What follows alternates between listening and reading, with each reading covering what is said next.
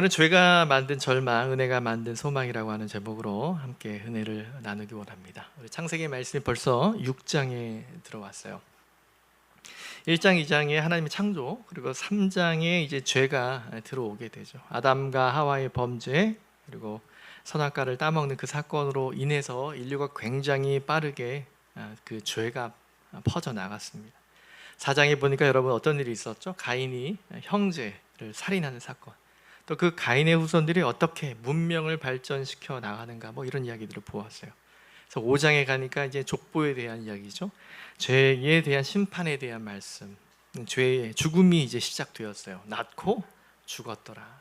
죽음의 역사, 이제 5장이 되면 죽음의 서곡이 계속 퍼져나갔던 것을 보았습니다. 오늘 이어서 6장으로 넘어오면 이제 이 죄의 영향력과 속도에 의해 이제 다 된 거예요. 그래서 하나님의 심판이 예고되는 장면이 나옵니다. 그럼 잘 아시는 대로 이제 7장부터는 이제 비가 막 오게 되는 노아의 홍수의 사건이 전 인류를 하나님 심판하는 사건이 나오게 됩니다. 여러분, 창세기를 우리가 잘 들여다봐야 됩니다. 왜냐하면 인간의 본질적인 문제를 들여다보게 해주는 너무너무 귀중한 책이 창세기예요. 인간, 또 죄에 대한 이야기를 하려면, 특히 크리스찬이라면 성경을 빼고는 여러분은 어떤 분들과 대화를 이어갈 수가 사실 없습니다. 왜 인생이 이렇게 되는가? 어떻게 인간이 망가져가는가? 세상은 또 왜 이렇게 파멸로 가는가? 인간에게 그 고통, 절망, 이 불행과 비극을 해석하는 길은 여러분 우리 팔자가 아니라 이 창세기 안에 있다는 거예요. 여러분, 모든 원인 한가운데 뭐가 있습니까? 이 죄라는 것이 한가운데 있어요. 여러분, 사실 우리는 이 죄에 대한 이야기를 듣고 싶어 하지 않습니다. 또 어디든지 얘기를 하지 않아요. 죄를 이야기하더라도 이제 다르게 표현하죠. 뭐 잘못, 뭐 이런 식으로 다르게 표현하기도 합니다. 우리가 이 죄의 문제를 피할 수 없는 이유는 뭘까요? 우리 모든 인간의 모든 문제가 다 이 죄와 연결되어 있기 때문에 그렇습니다. 사실 보면 이 죄가 얼마나 인간의 본질적인 부분까지 늘 우리는 이 죄를 알고 있어요. 여러분, 아이들도 여러분 가르쳐주지 않아도 뭐를 잘해요? 너무 잘해요. 너무 이 죄를 잘 지어요. 어떻게 거짓말도 잘하는지 누가 가르쳐 주셨나요, 여러분? 가르쳐 주기 전에 이미 다 알아요. 이렇게 다 배워요. 제가 아는 목사님, 이제 아이들이 이제 제 동기들이 이제는 좀 아이들 좀 컸는데, 좀 어렸을 때 스마트폰을 이제 여러분 아시잖아요. 부모는 이제 사용 시간을 제한을 하거든요. 그때는 이제 뭐 잘 되어 있지 않아서 저녁 먹을 때는 엄마한테 맡겨, 그다음에 다음날 아침에 가져가는 거야라고 이렇게 했대요. 그랬더니 이제 사모님이 이제 새벽기도 나오려고 보니까 핸드폰이 뜨뜻하더래요. 왜냐하면 저녁 때 물론 나한테 맡기고 했는데 새벽기도 한 5시 반 나가려고 했더니 뜨끈뜨끈하대요. 뭐예요? 그 친구가 어떻게 어머니 주무실 때 살짝 가져와서 실컷 하다가 어머니 새벽기도 갈 때 아니까 살짝 갖다 놓은 거죠. 여러분, 누가 알려줬을까요? 이거 누가 엄마가 5시에 일어나니까 4시 50분까지는 핸드폰 할 수 있어요. 누가 알려줬을까요? 여러분, 참 다 알죠. 여러분, 학원들이 참 많아요. 보니까 영어 학원 막. 근데 여러분, 이런 학원은 없어요. 완벽하게 죄 지는 방법 학원은 없어요. 왜요? 워낙에 고수들이니까. 뇌물 안전하게 주고받기, 뭐 이런 코스 이런 거 안 가르쳐 줍니다. 왜? 우리는 이미 선수들이기 때문이죠. 여러분, 죄에 대한 엄청난 이 형벌 역사 속에서 지속적으로 나라도 이런 거를 좀 제한을 하거든요. 최첨단 시스템을, 특별히 대한민국은 이 CCTV, 여기저기 가면 카메라들이 있어서 이분이 여기 왔다가 여기 갔다가 이런 거 참 대한민국도 잘 되어 있죠. 막 1m 단위로 수도권 같은 경우에 깔아놓아도 여러분 어때요? 범죄가 안 일어납니까?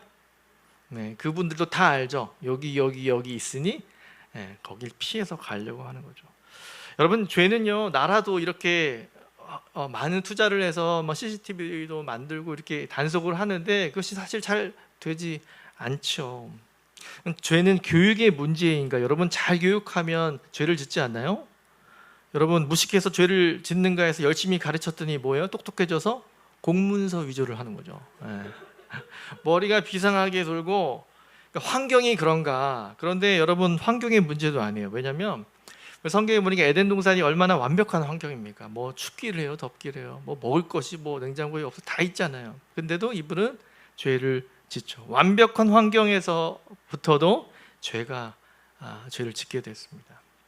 성경은 인간을 가리켜서 본질상 그 본질 그 자체가 진노의 자녀래요. 죄악 중에 태어났대요. 시편 51편에 그런 얘기를 합니다. 그러니까 죄를 짓고자 하는 그런 속성을 가지고 있으면 물론이고 죄 짓는 일에 우리는 여러분 체질화되어 있어요. 굉장히 능숙합니다. 인간이 겪는 모든 불행과 비극의 원인이 뭘까요? 여러분 이 팔자가 아니라 우리 조상이 아니라 여러분 우리 안에 있는 그 죄라는 거예요. 그러니까 아담 이후로 이 죄는 갈수록 더 가속도가 붙습니다. 형태만 바뀐 거지 죄를 짓는 도구가 바뀌었을 뿐이지 죄를 짓는 성향, 그 본성적인 것은 뭐 그때나 지금이나 달라지지 않는 거예요. 오늘 본문 보면 죄악에 대한, 그러니까 그 인생의 죄악에 대한 하나님의 어떤 여러분 좀 이 표현들 좀 잘 보셔야 되거든요. 하나님의 심정이라고 표현할게요. 하나님의 어떤 심정이 나와요. 6절 보겠습니다. 땅 위에 사람 지으셨음을 한탄하사 마음에 근심하시고. 이게 원어로 보면 하나님이 이제 여기 graved라고 영어는 번역했지만 히브리 원어에서 가깝게 뭐를 하냐면 하나님이 회개하셨다라는 표현을 써요. 여러분 잘 이해하셔야 되거든요. 여러분 우리가 무언가 회개하다라고 했을 때 회개는 뭘까요? 이 일이 잘못한 줄 알고 뉘우치며 돌아가는 계통으로 repent를 번역하고 하는데 그 단어를 하나님이 자기 자신을 사용하신다는 거예요. 그래서 이 표현을 보고 굉장히 많은 학자들이 질문을 많이 던지죠. 여러분 하나님이 한탄하시고 하나님 뭐 후회하신다. 아유 괜히 했어. 이렇게 마치 하나님이 하시는 표현을 하잖아요. 여러분 민수기 23장 19절을 읽어드리겠습니다. 하나님은 사람이 아니시니 거짓말하지 아니하시고 인생이 아니기 때문에 후회도 없으시도다. 어찌 그 말씀하신 바를 행하지 아니하시며 하신 말씀을 실행하지 않으시랴. 자, 그래서 여러분 이 두 말씀이 뭔가 이렇게 좀 충돌이 되는 듯합니다. 여러분 성경과 성경은 여러분 사실 충돌되지 않습니다. 그러니까 여기서 하나님이 한탄하셨다, 인간을 지으시면 한탄하셨다, 근심하셨다는 표현은 하나님이 뭔가 이렇게 아차 실수했구나, 뭔가 부족함이 있고 하나님에게 뭔가 미숙함이 있어서 실수하고 후회한 것처럼 보이지만 이 본문의 원래 의도는 하나님이 자신이 지으신 인간의 그 죄로 인한 아픔을 표현하는 하나의 기술이다 이렇게 봅니다. 그러니까 지금 뭐를 여러분 보셔야 되냐면 하나님이 지금 굉장히 마음이 서운하시는 거예요. 그 죄에 대한 하나님의 분노, 하나님의 아픔이 이 표현 속에 담겨 있다고 볼 수가 있습니다. 이것은 뭐냐 하면 역사 앞에 하나님은 냉담하고 기계적으로 바라보시는, 그래서 죄를 지으면 매몰차게 심판하시고 끝내버리시는 하나님이 아니다. 심판하실 수밖에 없는 인간의 그 상태에 대한 그 참담함, 그 아파하시는 마음이 바로 이 6절에 등장하고 있는 겁니다. 그래서 여기 심판을 작정하신 내용은 7절을 나오는데 읽어드릴게요. 이르시되 내가 창조한 사람을 내가 지면에서 쓸어버리되 사람으로부터 가축과 기는 것과 공중의 새까지 그리하리니 이는 내가 그것들을 지었음을 한탄함이니라 하시니라. 아멘. 여러분 사실 참 무서운 말씀이지만 여기에 무엇을 쓸어버리겠다고 하는 거죠? 여기 앞에 표현이 있어요. 뭐를요? 목적어가 뭐예요? 내가 창조한 사람을. 자, 여기서 등장하고 있는 거예요. 하나님께서는 내가 창조한 사람을, 하나님이 당신의 형상대로 지었던 그 창조한 인간의 타락함으로 쓸어버리겠다는 거죠. 이 말은 심판할 수밖에 없는 상태로 치닫은 인간의 이 죄악성을 이야기하는 겁니다. 사람이 땅 위에 번성하기 시작할 때 그들에게서 딸들이 나니 하나님의 아들들이 사람의 딸들의 아름다움을 보고 자기들이 좋아하는 모든 여자를 아내로 삼는지라. 아멘. 그러니까 7장에 일어날 홍수에 대한 심판, 그 이유가 나오는데, 그러니까 심판을 불러 자초하는 그 전조. 그래서 여기 보니까 사람이 땅 위에 번성하기 시작할 때 여기 번성했다, 사람이 번성했다. 여러분 누가 이 생육하고 번성하게 하셨죠? 하나님이 그렇게 하라고 하셨잖아요. 그러니까 하나님의 복이잖아요. 하나님의 축복. 생육하고 번성하는 것. 생육하고 번성하며 땅을 정복하라, 이 명령은 창조의 명령인데 이 축복을 뭐로 바꿔놓았다는 거예요? 인생은 저주로 바꿔놓은 거예요. 그러니까 하나님의 목적을 위해서 생육하고 번성해야 될 인간이 죄악의 번성, 그러니까 죄악을 번성함으로 바꿔놓았다는 겁니다. 그러니까 여러분 죄가 무엇인가 이렇게 볼 수 있어요. 순기능을 이렇게 이쪽 방향으로 해야 될 것을 거꾸로 하는 것을 죄라고 볼 수 있어요. 하나님은 그 모든 것을 본래의 상태로 돌려놓을 수밖에 없는 것이 심판이다라고 하는 거죠. 여러분, 우리가 집안에서 뭘 버리지 않습니까? 집안에 계실 때 여러분 뭐를 버리세요? 뭐 당근에 물론 한번 거르긴 하지만 버리시잖아요. 집 안에 있어야 될 이유가 없는 거, 그 본래 목적이 다 없어져 버린 상태에 있는 것을 버리지 않습니까? 여러분, 어제 버렸던 건 뭐예요? 쓰레기죠, 쓰레기. 뭐 일반도 있고 뭐 음식도 있지만 여러분, 우리는 쓰레기가 참 빨리 많이 생기지 않아요? 한번 버리고 와도 또 이렇게 차고 참 빨리 생깁니다. 여러분, 그 쓰레기를 왜 버리는 걸까요? 있어야 될 이유, 우리 집에서 있어야 될 이유가 없는 거죠. 여러분, 하나님의 창조에서 중요한 것은 하나님은요 그냥 지으신 것이 없고 창조의 목적이 있었죠. 목적과 이유 없이, 따라하겠습니다. 목적과 이유 없이 만들어진 것이 없습니다. 목적이 있기 때문에 여러분 하나님께서 만드신 줄 믿습니다. 그런데 목적과 이유가 상실되거나 조금이라도 더 나아질 기대를 가질 수 없을 때에는 무엇이 불가피하다는 거예요? 우리로 비유컨대 우리는 쓰레기를 버리잖아요. 하나님 입장에서 뭐예요? 이것을 심판이 불가피하다는 거예요. 오늘도 마찬가지입니다. 창조하신 하나님의 목적을 놓치면 여러분, 우리의 인생은 뭐를 써가요? 죄의 역사를 써가는 겁니다. 전도서에도 그걸 아주 잘 표현해 줘요. 인간이 하나님의 창조 목적을 놓치면 허무하대요. 절망하고요. 그러니까 그 절망을 이기기 위해서 즐거움을 얻는 그 쾌락을 계속 쫓아가는 거죠. 결국은 어디로요? 죄악으로 빠져버리는 거죠. 모든 쾌락을 추구하는 이유도 결국 뭔가 하면 내가 살아야 될 인생의 궁극적인 목적이 무엇인지 모르기 때문에 길을 잃어버린 상태에서 그런 삶을 살게 되는 거죠. 사랑하는 성도 여러분, 우리가 우리 매 주일마다 드려요. 참 중요한 이유. 예배는, 한국의 예배는 10시 30분에 드리는데 여러분, 예배가 참 중요한 이유가 뭘까요? 예배 때마다 우리는 무엇을 확인합니까? 따라하겠습니다. 우리의 존재, 목적을 확인합니다. 여러분, 하나님께서 저와 여러분을 왜 오늘도 살려두셨대요? 예배 드리기 위해서요.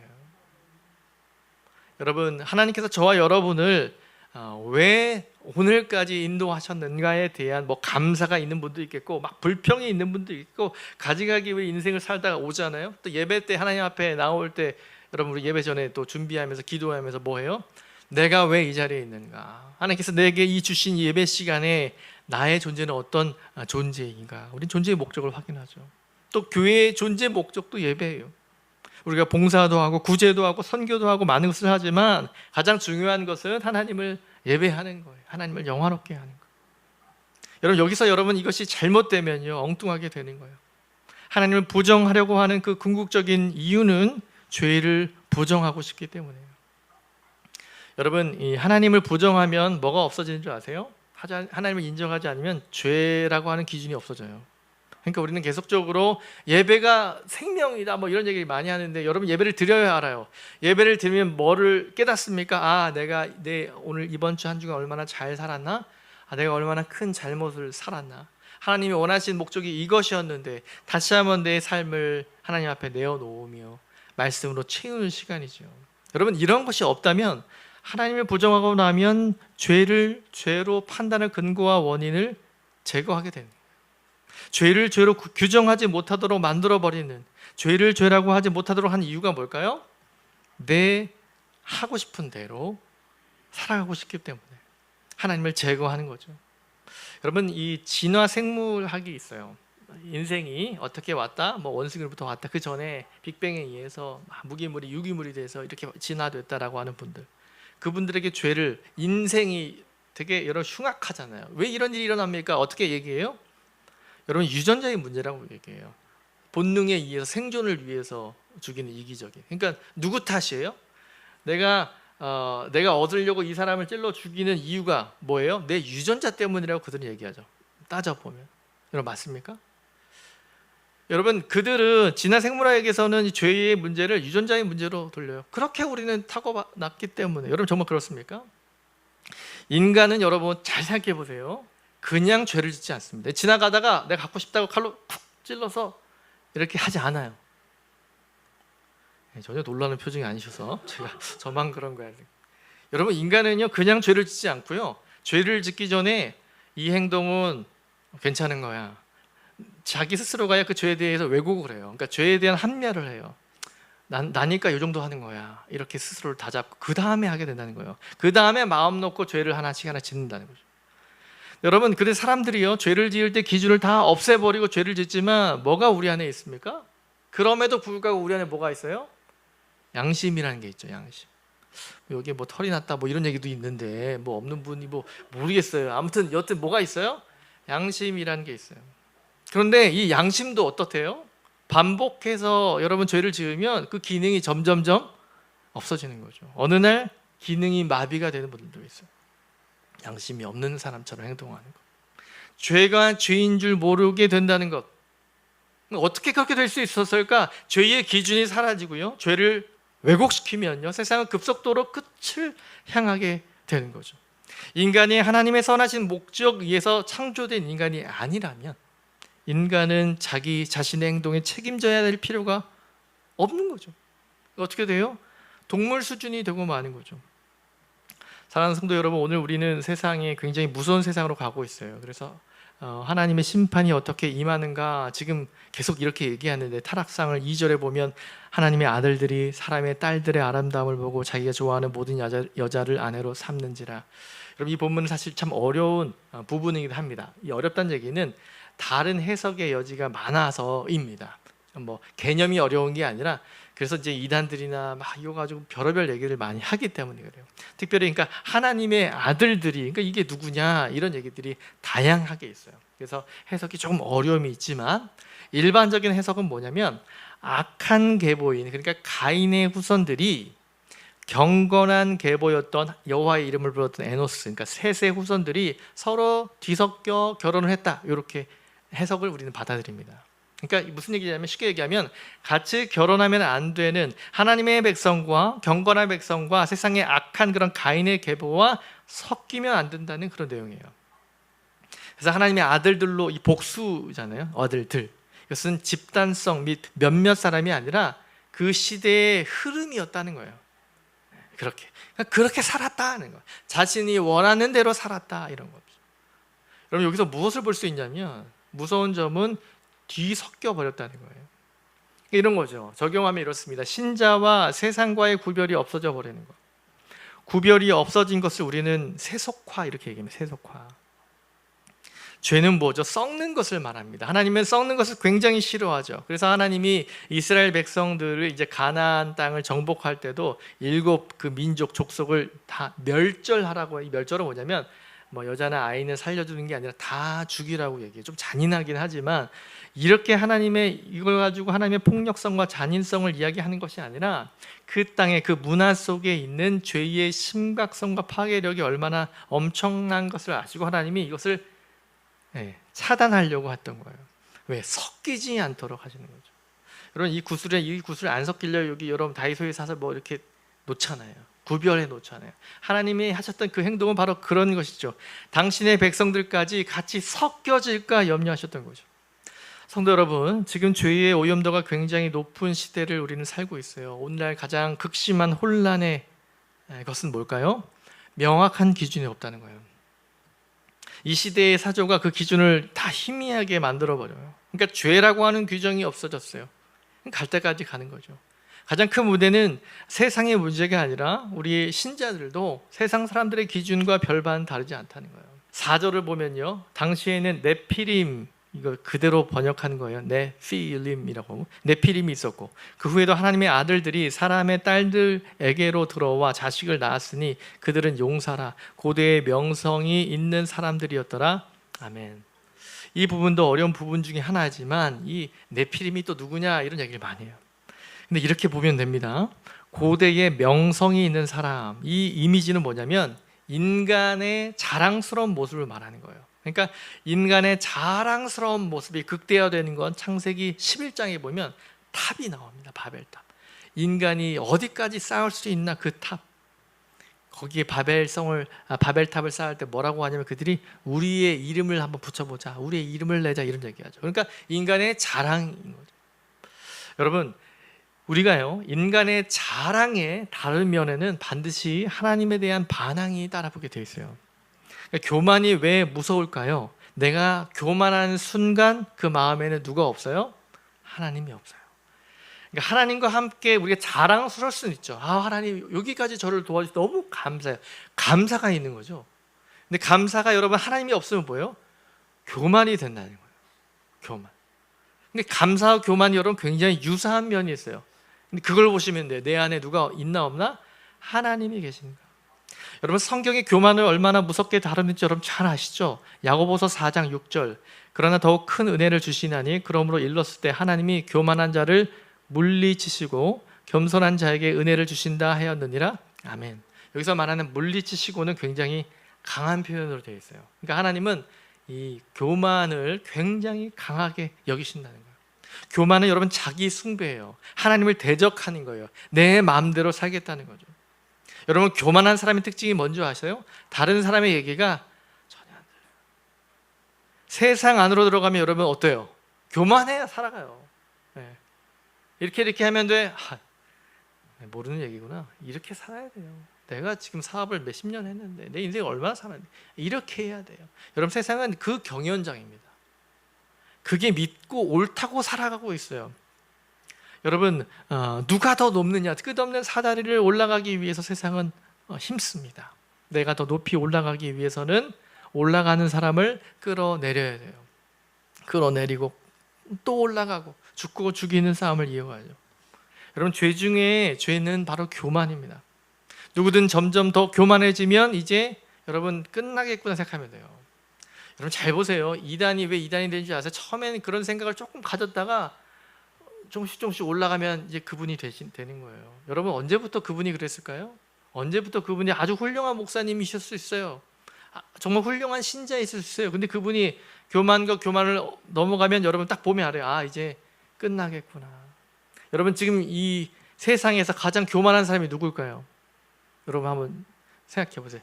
이렇게 생각하시면 돼요. 아, 이제 끝나겠구나. 어떻게 해요? 하나님은요, 그 교만한 사람을 가만히 두지 않습니다.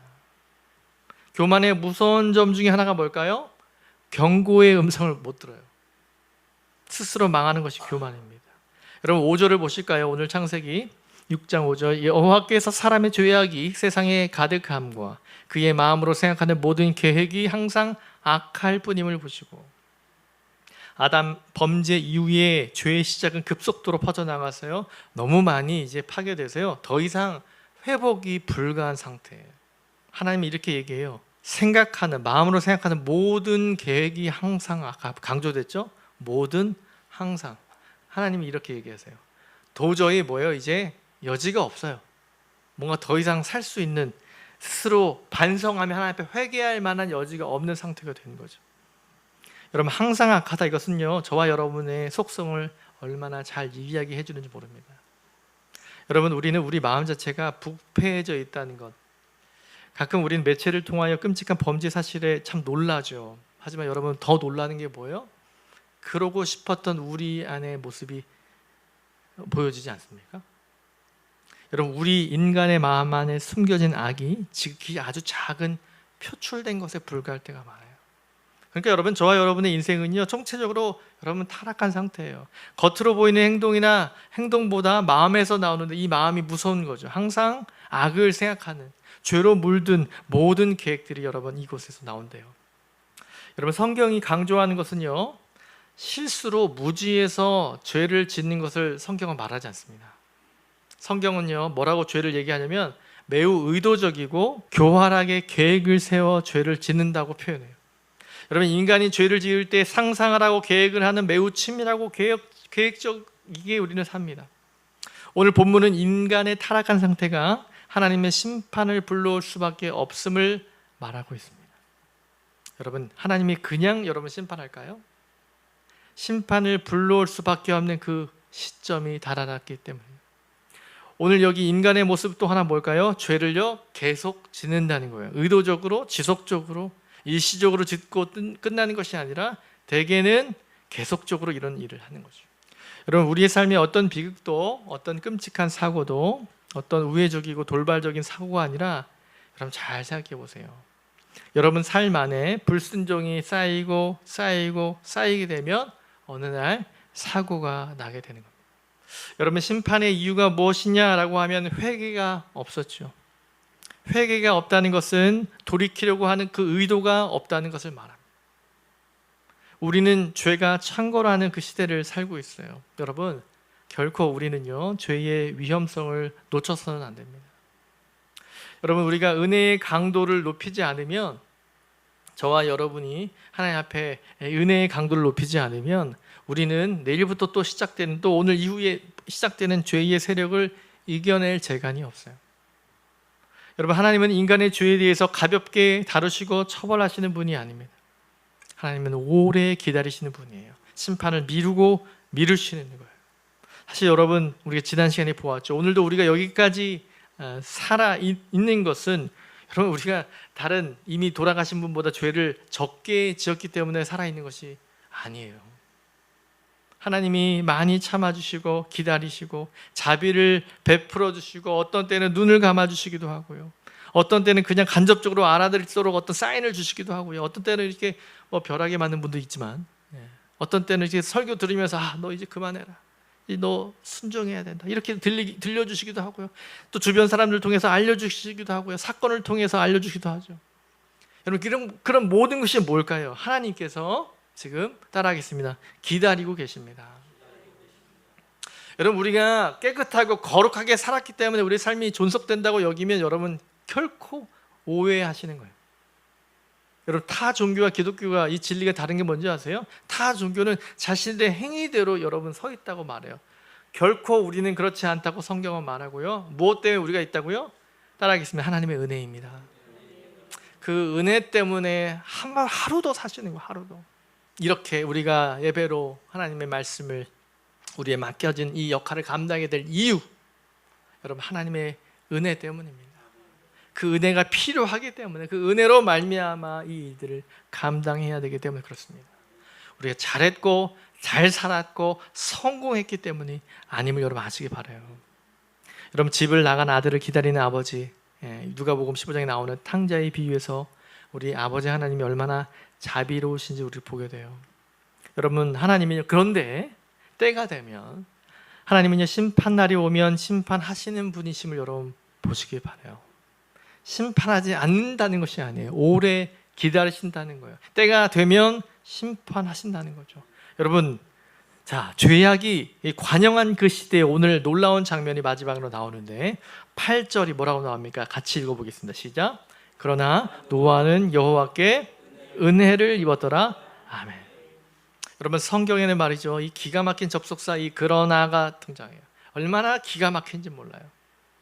여러분 다 망하고 끝나버릴 수밖에 없는데 하나님은 그 속에서도 뭐를 두셨어요? 은혜라는 거죠. 여러분 하나님의 심판이 임하고 있잖아요. 하나님도 지금 굉장히 후회하신다고 지금 뭐라 그럴까요? 이 신인 동영적 인간의 표현대로 막 슬퍼하시고 후회하시는 얘기를 막 하는데, 그러나 은혜라고 하는 것이 있대요. 누가복음 이 창세기 6장 가운데 8절은 마치 아침 햇살처럼 영롱하게 빛나는 하나님 심판 가운데 자비를 베풀어 주시는 것을 보여줄 수 있어요. 자, 여러분 노아가 심판에서도 살아남을 수 있었던 이유가 뭘까요? 하나님의 은혜가 있어서 악한 시대에서도 하나님은 생명의 빛을 포기하지 않으신다는 겁니다. 노아는 어두운 세대, 이 시대에서도 하나님의 은혜를 바라봤던 사람이에요. 여러분 여기 은혜라고 하는, 은혜를 입었다고 할 때 은혜는 이 히브리어로 헨이라고 하는 단어인데 뭐냐면 누구의 눈에 페이버라고 영어로 얘기했어요. 호의를 발견했다. 다른 말로 하면 노아는 하나님의 눈에 띄었다, 이렇게 번역할 수 있어요. 이런 표현 여러분 왜 띄었을까요? 왜 노아가 눈에 띄었을까? 여러분 잘 생각해 볼까요? 자, 다 모두가 여러분 빨간색을 들 때 한 분이 파란색 들으면 그분 뭐예요? 이상한 사람이 아니라 눈에 띄는 사람이죠. 그러니까 하나님께 은혜를 입었더라는 얘기는, 잘 생각해 보세요. 노아 시대에 많은 사람들이 죄악처럼 사는데 노아는 어떻게 살았다는 거예요? 눈에 띄게 살았다는 거죠. 다르게 말하면 다르게 살았다는 거죠. 여호와께서, 하나님께서 다 보시고 마음이 너무 침울하신데 노아를 딱 보니까 너는 다르구나. 그 답이 9절에 나와 있어요. 이것이 노아의 족본이라. 노아는 의인이요 당대 완전한 자라. 그는 하나님과 동행하였으며. 자, 하나님과 동행했다는 말 여러분 우리가 지난 시간에 보았어요. 에녹을 통해서 보았어요. 하나님과 동행했다고 하는 말은 그 시대와 다르게 그 시대를 거슬러 살았다는 얘기죠. 그 시대 사람들의 조류와 경향과 삶의 스타일과 방식과 세상의 세속안에 빠져들지 않고 비껴나와서 하나님과 동행했다. 다르게 살았다. 여러분 정말 일주일 세상 속에서 세상의 사람들의 방식과 다르게 여러분 살아보셨습니까? 여러분 그것이 가능한 이유가 뭘까요? 노아는 타락한 세상의 그 영향보다 무엇을 더 사모했기 때문일까요? 따라하겠습니다. 하나님의 은혜를 사모했습니다. 여러분 악한 세상의 그 조류가 주는 즐거움이 얼마나 한계가 있는지 노아가 알았기 때문 아니었을까요? 여러분 노아가 하루아침에 그냥 난 저 사람들 가는 거 안 할래 약간 비뚤어진 사람도 있거든요. 다 짬뽕 먹어 그러면 난 짜장면 먹어 이런 분 이렇게 반동 성향이 아니라 노아도 이렇게 살면서 봤겠죠. 인생 사는 것대로 이렇게 비슷하게 살아봤겠죠. 여러분 이 당시 몇백 년 살았잖아요. 1, 2년 사는 게 아니라 세상에 인생이 좋다고 하는 거 다 해보니까 이게 좀 험한 이게 좀 아닌 것 같아 이런 거 다 알지 않았을까? 노아가 이제 알게 된 거죠. 세상에 흐른 대로 사는 건 아니겠구나. 여러분 하나님의 은혜가 필요하구나. 노아는 그렇게 살았다는 거예요. 그때 하나님이 이제 눈에 띄어진 거죠. 세상의 타락한 문화의 급류에 휩쓸려 가지 않았다는 것, 확실히 하나님의 은혜가 노아의 인생 가운데 있었다라는 거죠. 노아의 편에서는요, 세상의 어떤 것보다 하나님의 은혜의 줄기, 하나님의 은혜가 내 생명처럼 붙들었던 거죠. 그래서 다르게 살기로 결단했던 거 아니에요. 본인 스스로가 하나님의 은혜를 붙잡기를 위한 우리 안의 결단. 여러분 그것이 없이는 우리는 은혜를 붙잡을 수 없어요. 하나님과 동행하였다라고 하는 하나님 이 은혜. 여러분 사랑하는 성도 여러분, 우리의 힘으로는 이 세상을 이길 수 없어요. 우리 힘으로는 죄의 열기를 걷어내기 어렵습니다. 그러나 세상의 이 조류 가운데도 하나님의 은혜가 임하면 이길 줄 믿습니다. 세상의 이 악이 매우 위협적이고 기승을 부리죠. 여러분 지금도 죄의 영향력이 굉장히 큽니다. 또 사단은 그 죄가 묻은 우리를 얼마나 정죄하는 줄 아세요? 여러분 그렇게 죄는 강렬하지만, 사단의 공격은 강렬하지만 우리가 은혜를 받고 나면 여러분 따라하겠습니다. 은혜의 힘이 있습니다. 은혜의 힘이 있으면요, 죄의 힘은 사라져요. 그러니까 죄를 안 짓는 게 아니라 이 잘못이 내 안에 뉘우쳐지고 하나님 주의 은혜로 살겠습니다. 여러분 이것이 우리를 다르게 만드는 겁니다. 여러분 널판지가 아무리 커도, 여러분 물론 수해를 당한 분들 말씀드리는 거 아닙니다. 참 이 세계 중국도 그렇고 거제도에도 얼마나 큰 수재가 많은지 몰라요. 여러분 만약에 우리가 생각해 보세요. 거대한 물이 막 떠내려가고 있어요. 널판지가 아무리 커도 여러분 그거 잡으면 어떻게 돼요? 막 떠내려가요. 따라 물 가요. 그러나 여러분 작은 송사리를 우리 아이들이 못 보게, 작은 물고기 있어요. 그 친구는 어때요? 대화를 못 나눠서 잘 모르겠지만 그 친구들은요 물을 거슬러 간다는 거예요. 무슨 비유입니까? 여러분 세상에 이 급류가 막 흘러가도 멋지게 보이는 널판지를 여러분 있으면 그 물을 갈 수밖에 없어요. 그러나 아주 미약하지만 그 송사리는요, 본인이 원하는 그 흐름을 따라 갈 수 있는 거죠. 아주 작은데도 강물을 거슬러 올라가요. 왜 그렇을까요? 생명이 있기 때문입니다. 저와 여러분 안에 복음이 들어온 이후에 여러분 뭐가 달라졌어요? 여러분 좀 거룩하게 사셨어요? 여러분 그것보다 뭐가 있어요? 우리 안에 예수의 생명이 있기 때문에 이제는 죄와 갈등하며 싸우고 씨름하는 수준이 아니라 이제는 싸워서 넉넉히 이기는 인생이 되는 줄 믿습니다.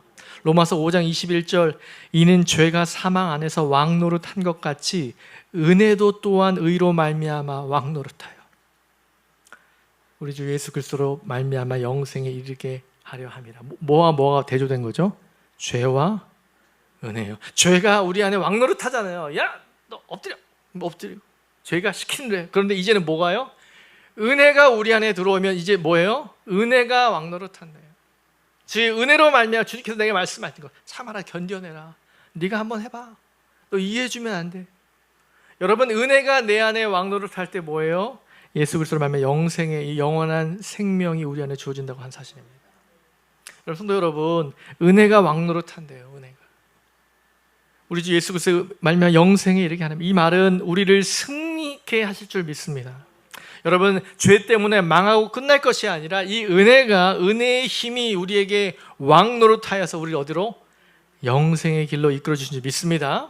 할렐루야. 여러분, 이 은혜를, 우리가 은혜를 알기 전에는 죄가 왕노릇했어요. 대책이 없어요.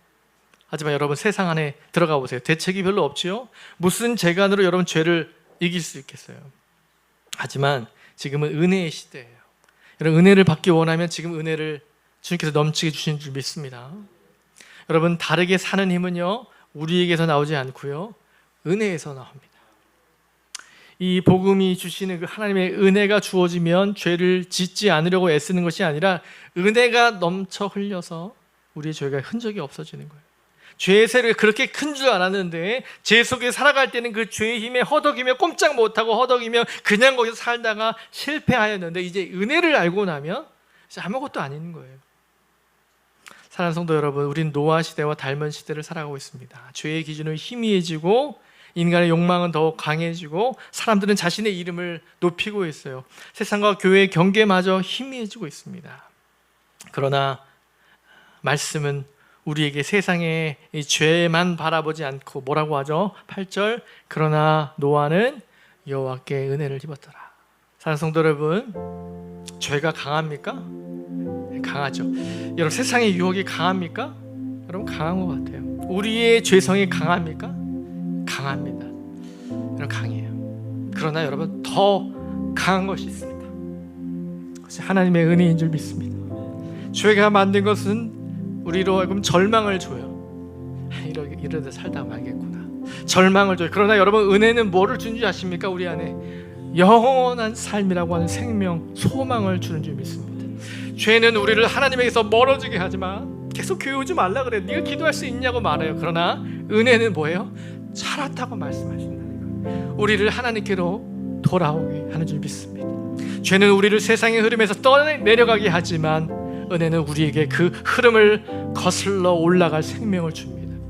죄는 사망 안에서 왕노릇하지만 은혜는 예수 그리스도로 말미암아 우리를 영생으로 이끌어가는 줄 믿습니다. 그러므로 여러분, 마지막 시대를 살아가는 저와 여러분이 필요한 것은 얼마나 이 세상이 얼마나 악한지 한탄하는 것만이 아니에요. 여러분, 우리는 따라가겠습니다. 은혜를 구해야 합니다. 주님, 이 시대에 휩쓸러 가지 않기를 원합니다. 주님, 세상의 기준이 아니라 말씀의 기준으로 살기를 원합니다. 주님, 죄와 타협하지 않기를 원합니다. 노아처럼 하나님과 동행하기를 원합니다. 여러분, 우리 힘으로 할 수 없습니다. 그러나 하나님의 은혜가 우리를 붙드시면 가능한 줄 믿습니다. 오늘 이 시간 좀 잠시 우리 1분간 기도했으면 좋겠습니다. 여러분, 하나님의 은혜를 구합시다. 죄악이 가득했던 시대에도 노아를 붙드셨던 하나님께서 우리를 붙들어 주실 줄 믿습니다. 세상의 흐름보다 은혜의 흐름에 이끌림 받기를 원합니다. 주님, 은혜를 주옵소서. 이제 우리 주여 한번 외치고 우리 잠시 기도하며 나아갑시다. 주여.